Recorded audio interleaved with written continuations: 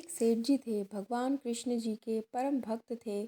निरंतर उनका जाप और सदैव उनको अपने दिल में बसाए रखते थे।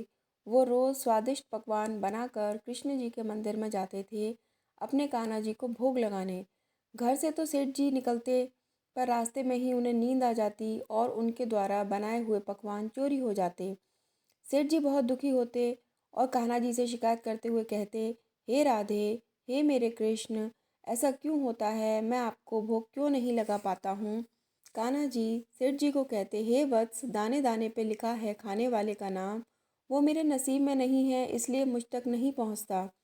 सेठ थोड़ा गुस्से में कहते हैं, ऐसा नहीं है प्रभु, कल मैं आपको भोग लगाकर ही रहूँगा, आप देख लेना। और सेठ चला जाता है। कान्हा जी मुस्कुराते हैं और कहते हैं, ठीक है। दूसरे दिन सेठ सुबह सुबह जल्दी नहा धोकर तैयार हो जाता है और अपनी पत्नी से 4 डब्बे भर बढ़िया बढ़िया स्वादिष्ट पकवान बनवाते हैं और उसे लेकर मंदिर के लिए निकल पड़ता है।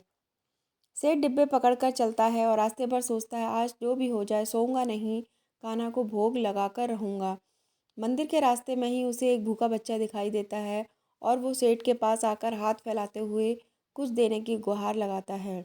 सेठ उसे ऊपर से नीचे तक देखता है। एक 5 से 6 साल का बच्चा, हड्डियों का ढांचा, उसे उस पर तरस आ जाता है और वो एक लड्डू निकाल करके उस बच्चे को दे देता है। जैसे ही वह उस बच्चे को लड्डू देता है, बहुत से बच्चों की भीड़ लग जाती है। न जाने कितने दिनों के खाए पिए नहीं।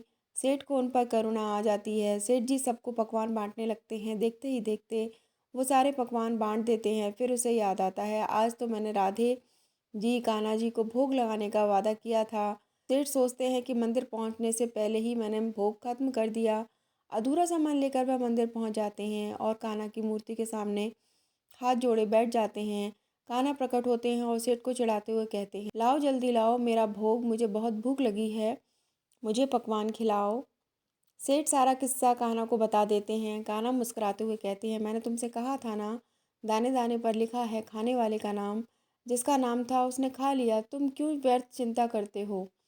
सेठ कहता है, प्रभु मैंने बड़े अहंकार से कहा था आज आपको भोग लगाऊंगा, पर मुझसे उन बच्चों की करुणा देखी नहीं गई और मैं सब भूल गया। कान्हा फिर मुस्कुराते हैं और कहते हैं, चलो आओ मेरे साथ।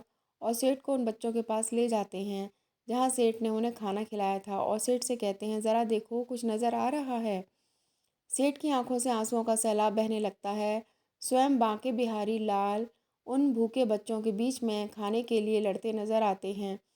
कान्हा जी कहते हैं, वही वो पहला बच्चा है जिसकी तुमने भूख मिटाई। मैं हर जीव में हूँ, अलग अलग वेश में, अलग अलग कलाकारी में। अगर तुम्हें लगे मैं ये काम इसके लिए कर रहा था पर वो दूसरे के लिए हो जाए, तो इसे मेरी ही इच्छा समझना, क्योंकि मैं तो हर कहीं हूँ। बस दाने नसीब की जगह से खाता हूँ। जिस जिस जगह नसीब का दाना हो वहाँ पहुँच जाता हूँ। फिर इसको तुम क्या कोई भी नहीं रोक सकता, क्योंकि नसीब का दाना नसीब वाले तक कैसे भी पहुँच जाता है, चाहे तुम उसे देना चाहो या ना देना चाहो। अगर उसके नसीब का है तो उसे प्राप्त ज़रूर होगा। सेठ कान्हा के चरणों में गिर जाते हैं और कहते हैं, आपकी माया आप ही जाने। प्रभु मुस्कुराते हैं और कहते हैं, कल मेरा भोग मुझे ही देना, दूसरों को नहीं। प्रभु और भक्त हंसने लगते हैं। अगर आपको ये कहानी पसंद आई तो प्लीज़ हमारे चैनल को लाइक और सब्सक्राइब करिए, फ्रेंड्स के साथ शेयर करिए। Thanks for watching.